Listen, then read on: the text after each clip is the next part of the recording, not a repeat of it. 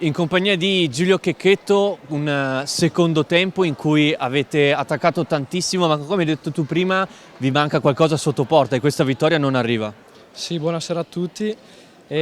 Facciamo fatica a concretizzare, a finalizzare sotto porta e questo non l'abbiamo ancora migliorato, però il campionato è ancora lungo, quindi dobbiamo allenarci bene e se finalizziamo sotto porta sono sicuro che le partite le possiamo portare a casa. Ecco, siete passati in vantaggio in chiusura del primo tempo, poi in un minuto e mezzo, poco meno, è arrivato il vantaggio del Trissino. Un momento di blackout in cui avete subito i due gol e non siete riusciti a trovare quel gol del pari che vi avrebbe aiutato non solo a livello di classifica ma anche mentalmente.